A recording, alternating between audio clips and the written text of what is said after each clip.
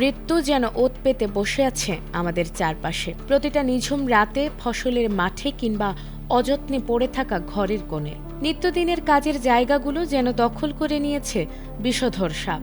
নীরবে, নিঃশব্দে আর অবহেলায় প্রতিদিন প্রাণ কেড়ে নিচ্ছে অগণিত।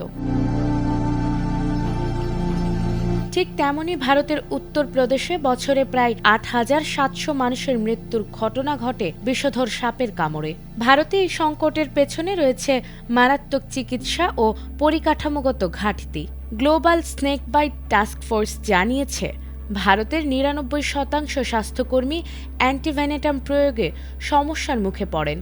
প্রতিষেধকের সংকট, অপর্যাপ্ত প্রশিক্ষণ ও দুর্বল স্বাস্থ্য ব্যবস্থা চিকিৎসা বিলম্বিত করছে। এর ফলে শুধু মৃত্যু নয়, হাজারো মানুষ আক্রান্ত হচ্ছেন স্থায়ী পঙ্গুত্বে।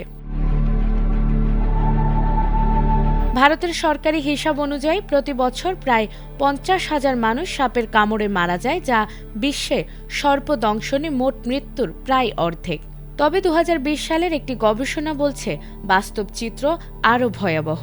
গত ২ দশকে দেশটিতে প্রায় ১২ লাখ মানুষের মৃত্যু হয়েছে সাপের কামড়ে, যার বার্ষিক গড় প্রায় ৫৮,০০০। বিশেষজ্ঞদের মতে, সাপের কামড়ের পর প্রতিটি মুহূর্ত গুরুত্বপূর্ণ। কিন্তু গ্রামীণ ভারতে ভাঙাচোরা রাস্তা ও অ্যাম্বুলেন্স সংকটে সময় মতো চিকিৎসা পাওয়া প্রায় অসম্ভব।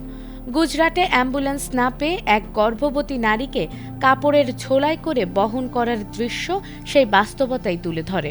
আরও উদ্বেগের বিষয়, ভারতে ব্যবহৃত অ্যান্টিভেনেটাম মাত্র ৪টি সাপের বিষের বিরুদ্ধে কার্যকর, অথচ বহু বিষধর সাপের কামড়ে এটি সম্পূর্ণ ব্যর্থ।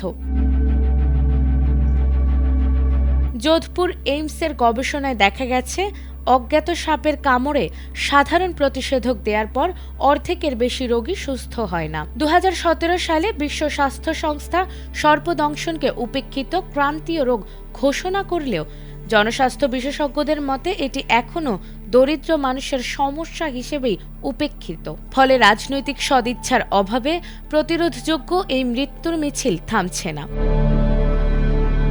নাজমুন নাহার জান্নাত, এটিএন বাংলা।